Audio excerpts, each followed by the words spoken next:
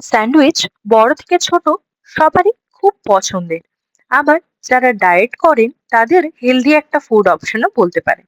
তাহলে আর কি, আজকে চিজ, মেয়োনিজ, বাটার এই সবগুলো বাদ দিয়ে একটা ঘরোয়া উপকরণ দিয়ে 5 মিনিটে একটা ভেজ স্যান্ডউইচ বানাবো, যা আপনারা ঘরে বসে ইজিলি বানিয়ে ফেলতে পারবেন।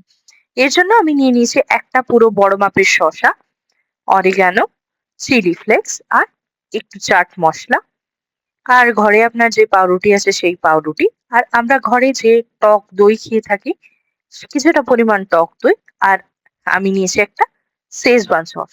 যদি শেজওয়ান সস অ্যাভেলেবেল না থাকে আপনারা টমেটো সস দিয়েও করতে পারেন। চলুন তাহলে এবার ঝটপট তৈরি করা যাক।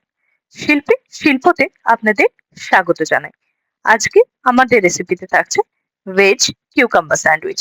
আমি এখানে দুটো ব্রেডে প্রথমে ভালো করে একটা পিস নিয়ে 1 চামচ পরিমাণ টক দই নিয়ে একটু ভালো করে মাখিয়ে তার উপরে আগে থেকে কেটে রাখা শসাটা দিয়ে একটু সাজিয়ে নিচ্ছি। আচ্ছা, এরকম যদি হেলদি চটজলদি রেসিপি চান তাহলে আমি রিকোয়েস্ট করব আমার চ্যানেলটাকে একটু সাবস্ক্রাইব করে দেবেন, আর আমার ভিডিওগুলোকে একটু লাইক কমেন্ট শেয়ার করে দেবেন। এবার আরেকটা যে পাউরুটি ছিল সেই পাউরুটির মধ্যে একটু শেজওয়ান সস দিয়েছি, এটা খেতে খুব সুন্দর লাগে। তার সাথে যেহেতু যাতে ঝাল না হয় তার সাথে অল্প একটু পরিমাণ টক দই মিশিয়ে দিয়েছি। এবার যে পাউরুটিটার মধ্যে শসাগুলো রেখেছিলাম সেইগুলোর মধ্যে অল্প একটু পরিমাণ মতো 1 চামচ নুন, যতটা শসাতে খেতে লাগে সেই পরিমাণ নুন, অল্প একটু পরিমাণ চাট মশলা, ধরে রাখুন না ছোট চামচের 1/2 চামচ পরিমাণ, আর একটুখানি চিলি ফ্লেক্স। আপনারা এখানে চিলি ফ্লেক্স এর পরিবর্তে যদি গোটা গোলমরিচ গুঁড়ো ব্যবহার করতে চান সেটাও করতে পারেন, আর একটুখানি অরিগ্যানো। অরিগ্যানোটা দিলে খেতে কিন্তু অদ্ভুত সুন্দর লাগে। আপনারা একবার ট্রাই করে দেখতে পারেন। এইভাবে পাউরুটিটা আরেকটা এর উপরে চাপিয়ে দেব।